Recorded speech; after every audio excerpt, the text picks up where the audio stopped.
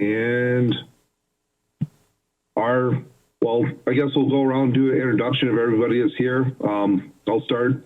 Alderperson Cole, Chairman of Property and Finance Committee. We'll go with everybody that's in the council chambers and then introduce our online members. I'm Scott Kellogg, Alderperson. Dean Veneman, Alderperson. Tim Sorcy, Finance. Shane Blazer, Mayor. Jay Bemke, Alderperson. Thad Kubitschek, Alderperson, Finance and Property Committee member.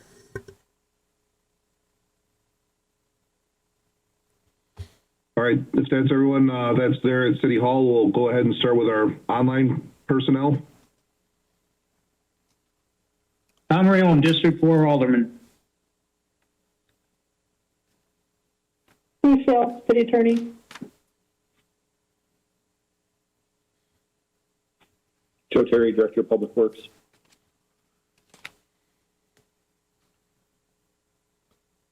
And it looks like we have the Fire Chief, Scott Young. Okay. All right, with that, we'll go into our first item on the agenda tonight, which is review and consider for approval the 2021 budget. Tim? Sure. I've been sending out various documents over the past week and a half. Thursday, just as a reminder that we have the public hearing on the budget at 6 p.m. and then the resolution adopting the tax levy will be up for consideration at the regularly scheduled council meeting. So as the budget stands right now, we're looking at about $128,000 budget deficit. And one of the documents that I did send out, I did provide some options to balance the budget just strictly from the revenue side. Obviously, with any deficit, you have various options available. One is obviously raise additional revenues, or on the expenditure side is obviously reduce tax levy expenditures on the expenditure side of the budget. So I don't know if everyone's had a chance to review that document where I presented the options. I laid out kind of the levy limits, how they're calculated, and obviously outlined the capacity that we have within those limits, and the various options there if you were to utilize any of that capacity and what effect that would have on the tax rate. I also detailed an option and increase the stormwater utility fee. And basically that's where equivalent residential units, we have a charge for those, and those are put on the utility bill. Currently that rate is $37 an annual charge per equivalent residential unit.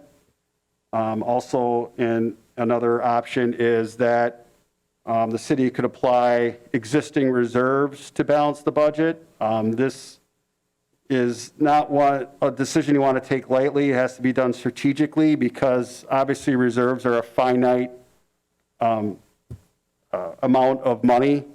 Obviously, and what I kind of propose there is that if you want to use some reserves to offset some of the losses that we've had in investment earnings, that we could apply some of those to make up that loss, with the theory that in the future, as the investment rate environment improves, we'll be able to not, obviously budget more in the investment earnings and then not utilize those reserves. However, based on kind of everything you're hearing is that interest rates aren't expected to go up anytime soon, and actually be a couple of years. So that's something you want to keep in mind, but I thought I'd throw out there as an option. Another one is that the League of Municipalities annually gives us a dividend. We could apply that to some runtime revenues. The problem with the dividend is that, there's no expectation that that'll occur each year. So if you use it for reoccurring type expenditures, and then we don't receive the dividend in that year, obviously then we'd have to make that up with another revenue source and expenditure reduction.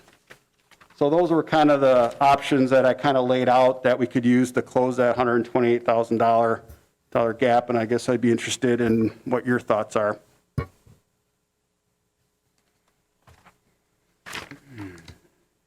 Anyone have any questions or comments for Tim?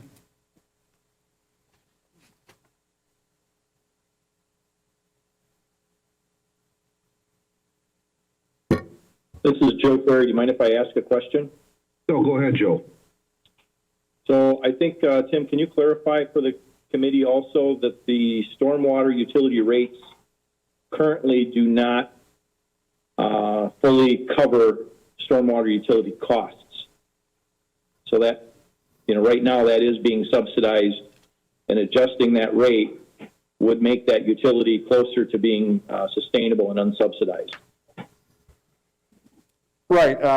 When we initially formed the stormwater utility is that we established the rate because we were mandated by the state of Wisconsin to comply with the stormwater regulations, and a lot of that had to do with the creation and, the construction of retention ponds, and that's when the city proceeded to obviously establish the fee. Also, the increase of our street sweeping was also, we had to increase the frequency of that, and obviously the cost of that rose, so that's why we established the fee to cover those types of items.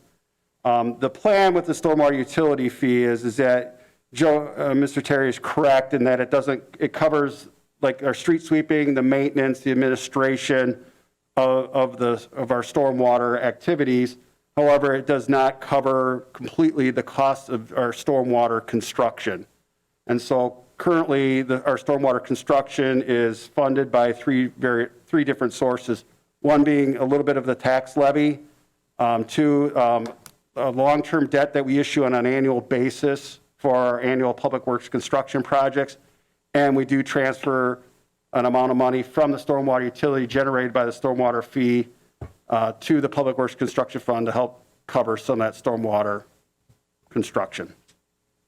So, and then in the past couple of years, we have been incrementally increasing that so that the long-term goal is to have all stormwater maintenance activities and construction covered by the stormwater utility fee.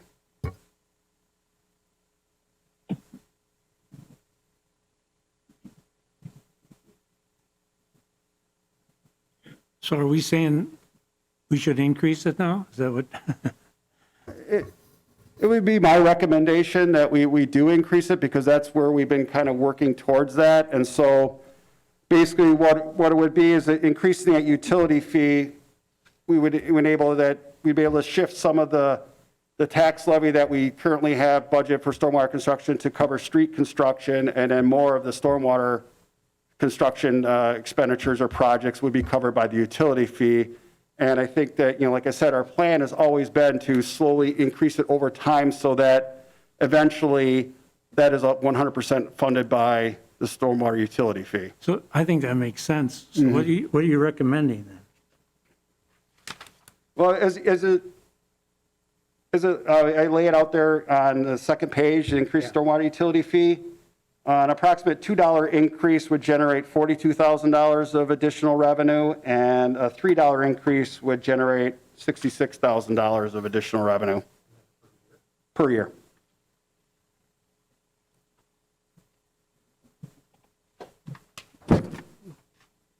Tim, I have a question. So this special assessment project that they're working on or about to start working on, will this have any effect on that? You mean the street? Yes. Street utility? No, this is a separate. Okay. The street utility would cover the maintenance of our streets and possibly street, reconstruction. This is just dealing with any storm-related activities, that being street sweeping, storm sewer drain maintenance, storm sewer construction, and some of the administration and billing of the utility.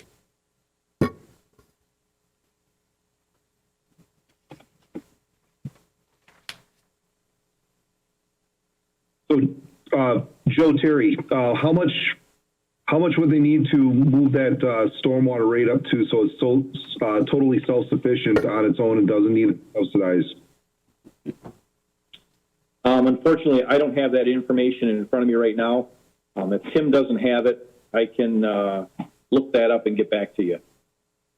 Sounds good. Is there any other questions from anybody?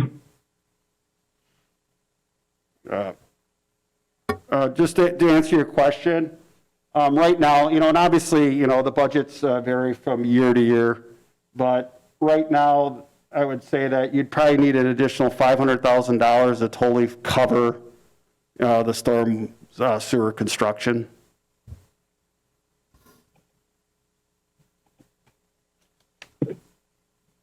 In that Which- case, $3 would be the best, right? Well, just basically, a dollar increase in the equivalent residential unit generates about $22,000. So obviously, it'd be a significant increase in the fee to cover it in one particular year. That's kind of why the philosophy of that, we've been, gradually increasing it over time to get that the ultimate goal to be self-sustaining.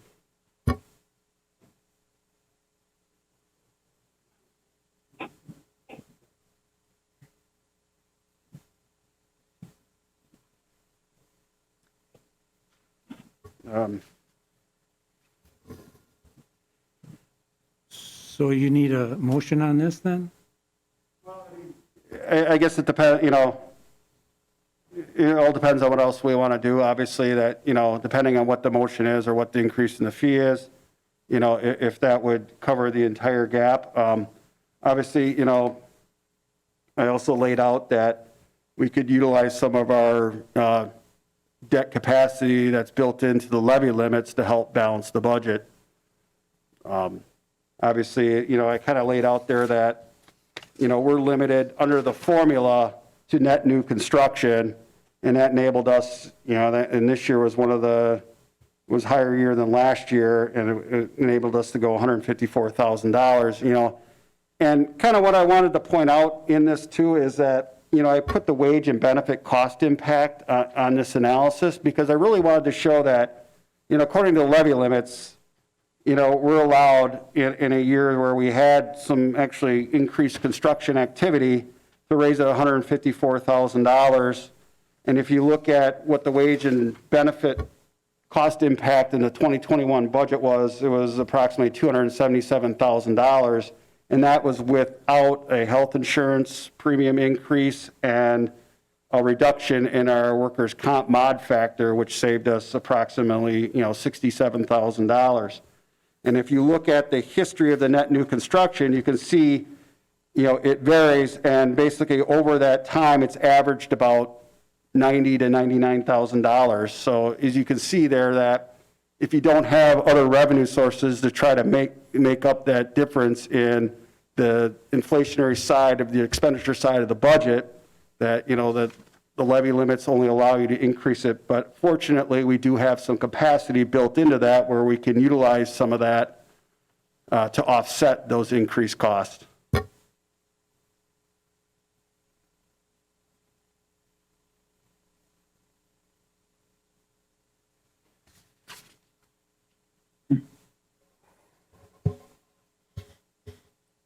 Tim, can you, Steve, this is Shane. Tim, can you explain a little bit on the debt service projections that you had sent everybody and regarding how that's having an impact on our budget and the future of our budget next year and the year after? And the borrowing that's been done over the years, how it's costing us this year and the upcoming years, and the tax rates that have to be, or the tax increases that we're going to have to see to cover that debt. Right. I sent out the other day as a debt projection. I tend to do this from time to time where I take our existing debt and what that's going to be due over the years. I don't know if everyone has it. I have some hard copies of that if you'd like. Yep. And basically what I do is I take our existing debt and I kind of show, what our debt service is going to be for our existing debt and, what the ultimate debt service tax levy is going to be for that. But also, I build into the projection what, I estimate is going to be some future debt issues that the city will undertake, into that debt projection that on an annual basis, we do borrow anywhere from $1.5 to $1.75 million for our annual public works construction projects, and that goes to fund the street construction, storm sewer construction. But then also I build into that projection any of the, projects that we have in the very near future. So I've kind of done that where I've projected out based on our current debt and projected debt issues, one for the fire station, number 1, and number 2 remodel. The refinancing of our note anticipation notes that we took out that we issued last year to fund the residual amount of the aquatic center. And then obviously our annual public works construction note issue. And then what I do is if you see on the second page, I kind of, for the next 8 years, I've kind of projected out what our ultimate impact on the debt service tax levy. And it's probably the easiest place to see where I sum it up is on the second to last page. And that basically shows from year 2020 to 2027, what the balance, what we've paid off, what we'll issue in new debt based on what I project as new debt and the balance, and then also the effect on the debt service tax levy. And as you can see in 2022, we have a debt service tax levy of $1.6 million. And in 2027, I'm projecting that will increase to a little over $3 million based on, the existing debt we have and what that will issue over the next 8 years.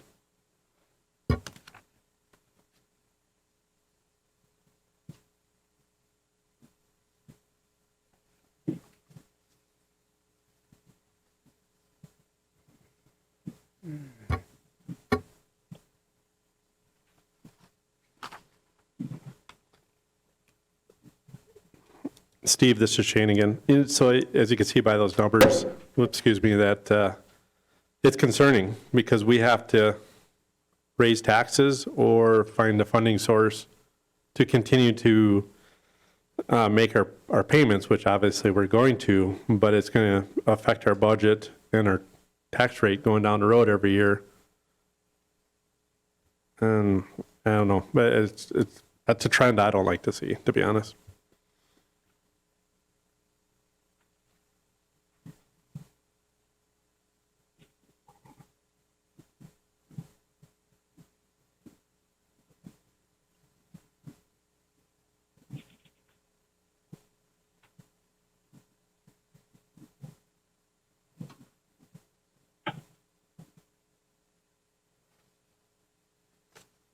Shane, but then also by the state, we're limited on what we can raise taxes as well too, by the levy limits. Yeah, debt service is exempt from the levy limit calculation.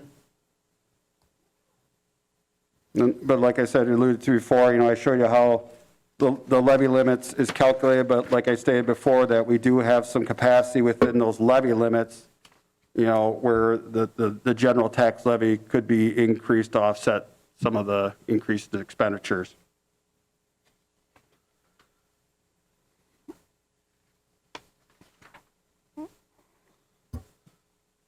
So Tim, so tax increases over the next years, and I guess you can put it in perspective as you explained it to me, but we're going to have to raise taxes to cover the debt for the borrowing that we've done the last few years, correct? Yeah, that is correct. In addition to our annual, because I kind of lay it out between what the debt service with current debt will be and then with future debt, but.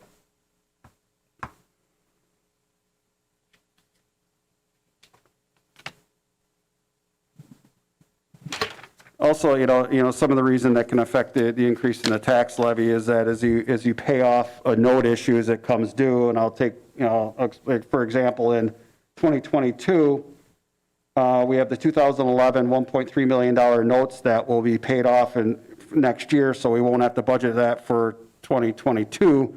However, that wasn't funded by the debt service tax levy. That was funded by tax increment in the downtown TIF district. And so it's not only a matter of what's being paid off, but it's also that we have alternate funding sources, as you can see down below, under the other funding sources that are used to pay for some of those debt service payments. So not all of our debt payments are funded by the debt service tax levy. There's other funding sources. So kind of over the years, it all depends on which ones, as your TIF debt gets paid off, it comes off where you don't have to budget, obviously, for those debt payments, but then the funding source goes away also. And so then it doesn't have an effect on your debt service tax rate. So there's a variety of factors that kind of go into, over the years of what determines your debt service tax levy.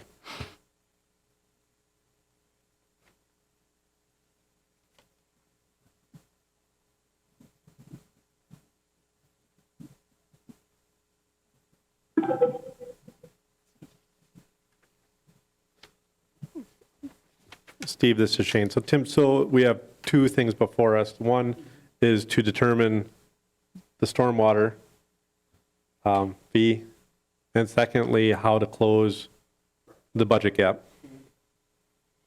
Thank you. And then I guess if I had to look at it, I think it would be a combination of the stormwater utility fee and then utilizing some of that capacity in your levy limits. I mean, obviously, $128,000 isn't going to be having a significant impact, obviously on the tax rate and or the stormwater utility fee. But, if I really had to look at it, it'd probably be a combination of those two items. And then obviously with not applying additional reserves, we kind of keep that, on the side, because, all anticipation is that the next state biannual budget is going to be very difficult with a $1 to $2 billion projected budget deficit. And basically the talk has been that, it could become reality that we see some, state aid cuts in the 2022 budget.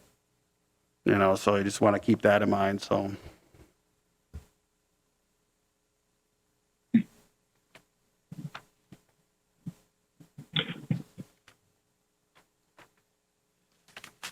Tim or Joe, Terry, either one of you guys, I know the swimming pool that we built is kind of a part of the significant debt load we have. With everything we went through this year, is there anything of any other municipalities that are looking at partnering with us next year to help with that, or are we still on our own? At this time, we're still on our own.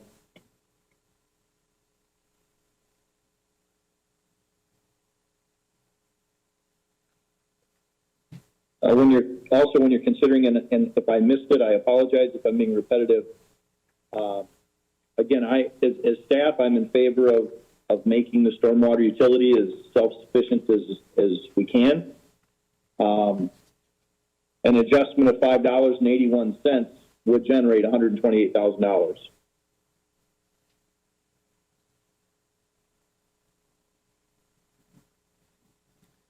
Steve, this is Shane. I agree. The more we can make the utility more self-sustaining, and the sooner that's done, I think that's a benefit.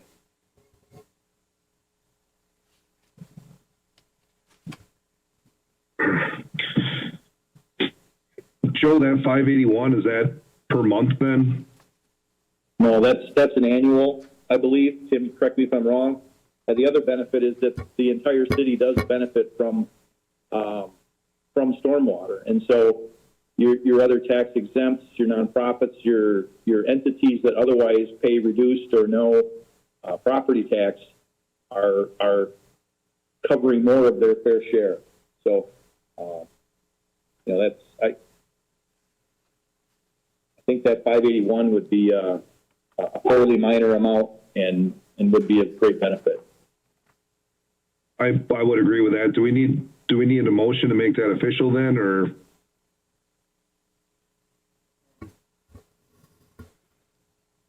I guess we could just probably entertain a motion to increase the stormwater utility fee to cover the existing budget deficit. What I usually do is that we have a resolution that'll be presented at the November 17th council meeting, and then basically I'll come up with you know, what that rate's going to be. It has to be divisible by 12 for the monthly utility bill, but it'll be in that ballpark. All right, I'll make a motion to increase the stormwater utility rate to $5.81 Well, to cover the utility. yeah. I'll second it. Scott? All right. All right, committee, we have a motion and a second. Is there any further discussion on this item? Steve, I guess real quick, I don't want to stall it, but maybe I missed it. How, real quick, I'm going to vote in favor of it anyway, but real quick, how do we calculate the stormwater utilities based on one residential unit, and then with larger areas are multiplied by other means? Right, yeah, I mean, basically each property, you know, equivalent residential unit, basically each residential, your basic residential property is assessed 1 ERU. And then for your larger properties that have more impervious material, they're assessed like, you know, say 10 ERUs or 12, you know, so basically the more, you know, impervious material, you know, surface area you have on your property, the more ERUs you're assessed and you're charged per ERU. And so, and we have approximately about 22,000 assessed ERUs, you know, in the city. Thank you. All right, is there any other further discussion or questions?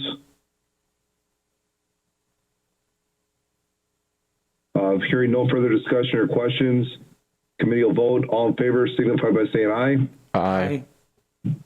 Aye. All opposed? Ayes have it. It just, yeah. I guess the other budget issue that we kind of have, that we've heard presentations, and I guess I'd just like to get the committee's thoughts on how we want to go about making a decision. But obviously, you know, we've had a presentation by 5 Bugles for the remodeling of Station 1 and 2 with various options.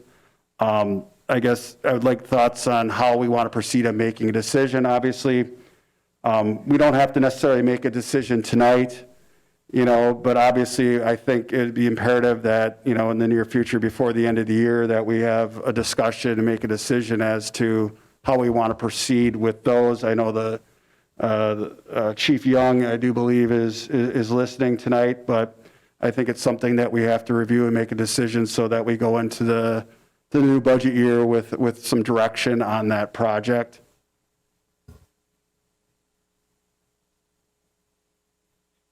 I guess for me, the only thing that I look at is if we're going to do it, just let whatever. I know that we're crunched for money on a lot of things, but I would really rather see us do it right instead of like put a Band-Aid on a problem and then just have to revisit it 5 or 10 years down the road. So at this point in time, my opinion in regards to the fire station is we know it needs to be done, but I want to make sure that we do it the right way the first time and that we're not just putting ourselves in a situation where we spend so much money to put a quick fix on it now, and then years down the road we have to take and hurry up and put another quick fix on it, because in my own opinion, you're going to spend more money doing the quick fixes than if you just spend the money doing it right the first time. It's just my opinion on it, though.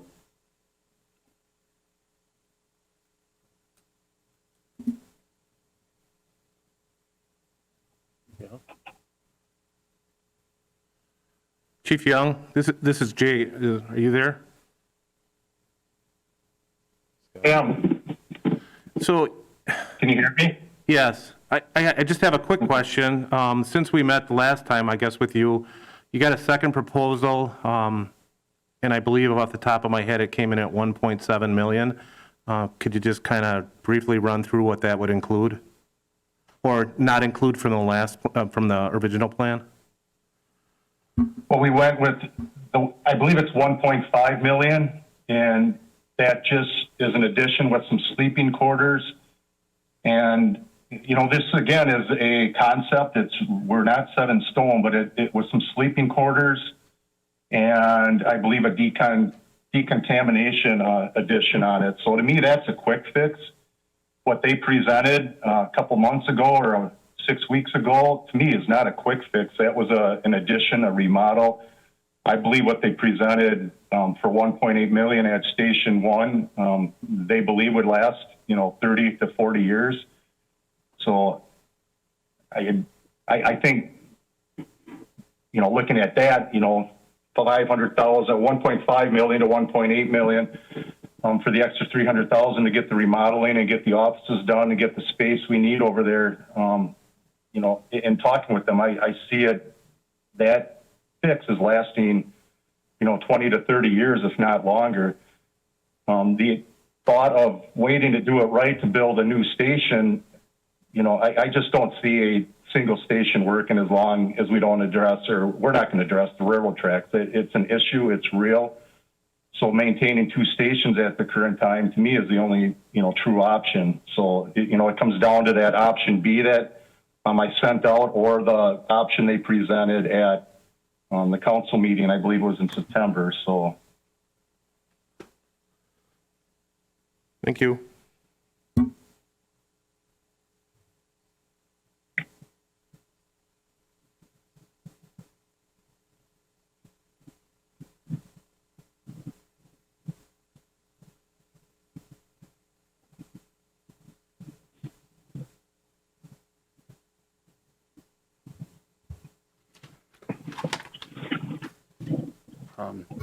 Also, if you remember in the handout that I did for the capital outlay under the municipal building improvement fund, I kind of listed, there's 2 budgets there. One is obviously for McMillan Library for what we committed to earlier this year for their adult room flooring and skylight repair of $109,000.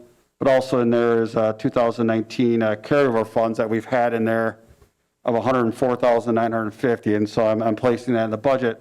However, I did mention in there that these are not earmarked for any specific projects, and some of the 3 types of projects that we have out there as part of the budget process is obviously the one we just talked about, the fire station number 1 and number 2, but also is a storage building for vehicles down at the city garage, and also the elevator rebuild at McMillan Library. I think too is that when we kind of start talking about all these capital projects and the things that we've been doing over the past couple of years, is that I really think that we need to take a more structured approach and more active approach in our capital improvements planning, where we actually develop a planning policy, even put together maybe an internal committee to go through these items, prioritize them, put a financial plan to them, and then also have where we have an open process that maybe we do every spring, April or May, where we look at, okay, here's our updated 5-year capital improvements plan, and then we go through that on an annual basis, and we're constantly, peeling off 1 year, adding on a second, reprioritizing, because things do change over time, things do come up. And then obviously then whatever would be approved in the spring for that capital, that's what would generate the next year's budget. So then we always have some hindsight, and we're not, kind of trying to figure things out through the budget process and put costs to them, that we have that part of the budget done in the spring of the year, which will enable us to really, be more efficient in the budget process, because we've already discussed a lot of the capital type items, a lot of the discretionary type, not all discretionary, but we've vetted all those things. And then it's, it's open and transparent, and, and I think it'll make for better financial planning.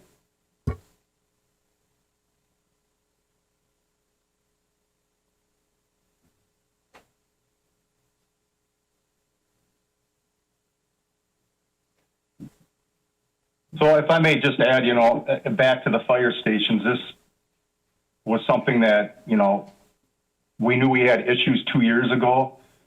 We know we have gender equality issues. I know we have ADA issues, and I know we can be grandfathered on the ADA issues, but, sitting to me and not making a decision or not moving forward one way or the other, doesn't put us in any better position today than it did 2 years ago. So I thought, we talked about option D, and that's the one, 5 Bugles kind of recommended at the last one. So I guess at some point I would like to get to a point where we can have an open discussion in what direction do we want to go. So, because the issues we had 2 years ago certainly aren't getting any better today. And in fact, I know a lot of you have been through and have looked at the stations, and with COVID and with us trying to separate, I think you'd be even more surprised at what we're having to do at the fire stations in order to accommodate staffing. And so our issues aren't going away by just waiting. So I'll leave it at that.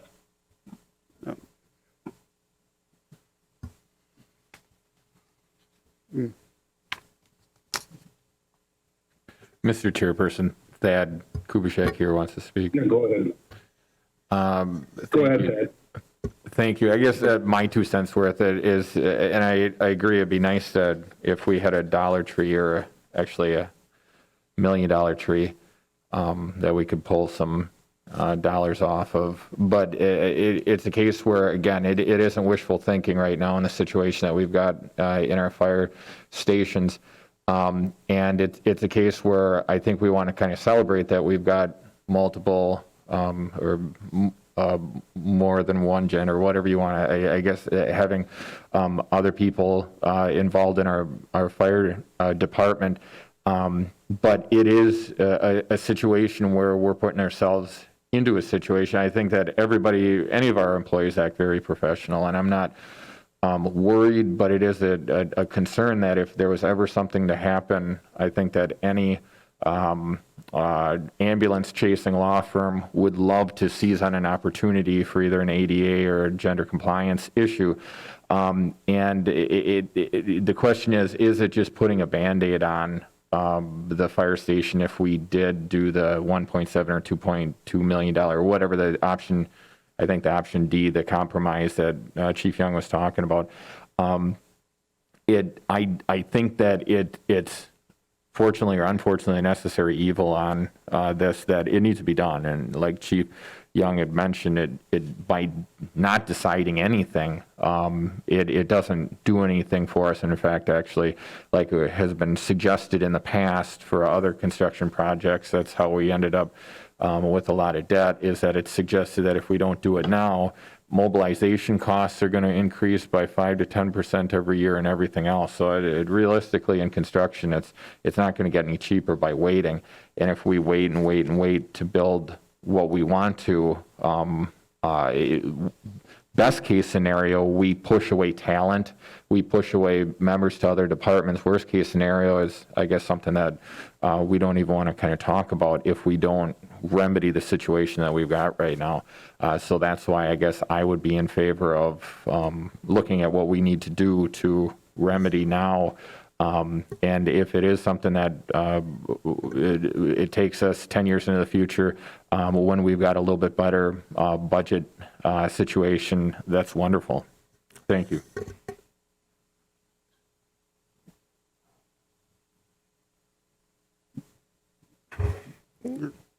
Steve, this is, I agree with that. So do you need a motion to?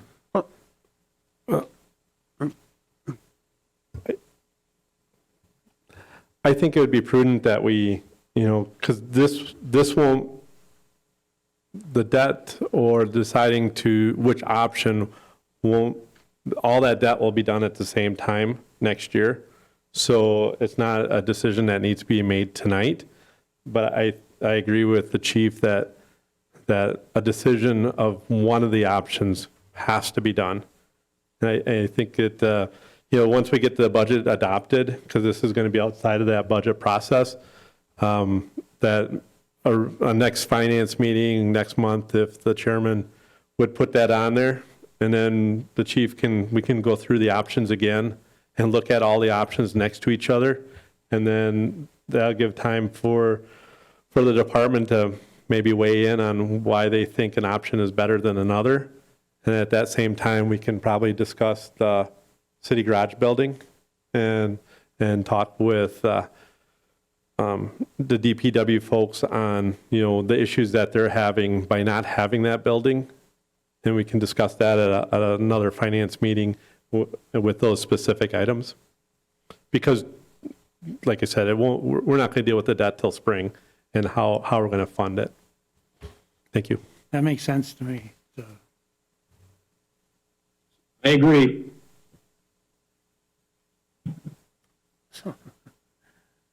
Yeah, I was just going to suggest that, the regular scheduled finance meeting in December, that we put this item specifically on there to make a decision, and then that way, when a decision is reached at the December council, then we'll know exactly which option we want, how we're going to fund it, and then as we go into next year, then we'll know exactly what, the sizing of the debt issue will be for it and stuff, and then we can proceed and have a decision and move forward.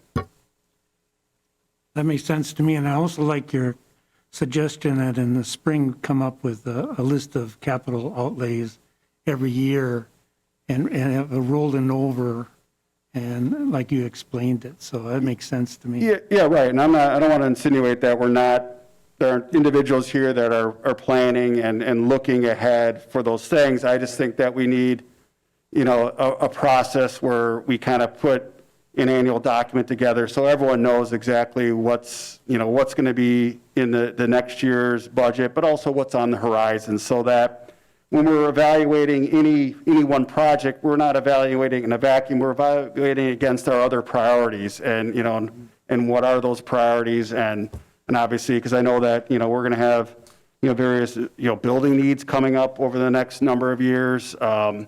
There's been talk, with the city garage and the improvements that need to be made there. Obviously, we're dealing with the fire station. And then also just from the public works construction, all the street projects. I know Joe Terry's been putting those together, but it's looking at those. But also, it's not only coming up with the projects, that's one thing, but then looking at how are we going to fund these? And then we can kind of see, where and when and how we want to fund these projects, and if that's possible. And then that way, everyone has input into the process, and everything's evaluated on the same, playing field. And then obviously, even for the public, having that document and that structured process you go through, I think is beneficial to all.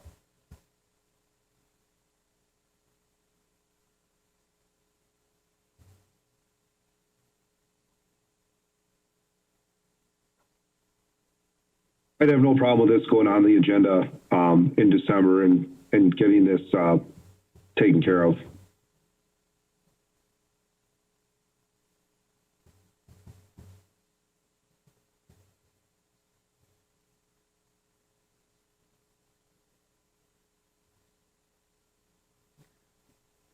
So do we need any other motions, or?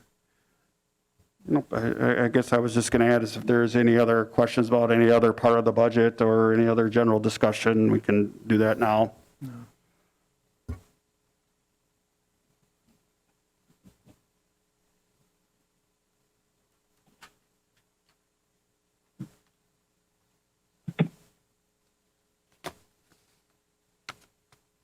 I don't have any questions or comments unless if anyone else has anything. I'll make a motion to adjourn. Just another reminder that Thursday, 6 PM is the public hearing on the budget. And I will I'll update the budget as I have it and distribute the public hearing document. Because obviously I think the budget usually changes on a daily basis up to some point. So I'll get that out early tomorrow. Thank you, Tim. Was there a second on your motion, Scott? No. I'll second it. We have a motion and second. Is there any other further discussion? Hearing none, committee will vote. All in favor signify by saying aye. Aye. All opposed? Ayes have it, and we're adjourned at 5:21 PM.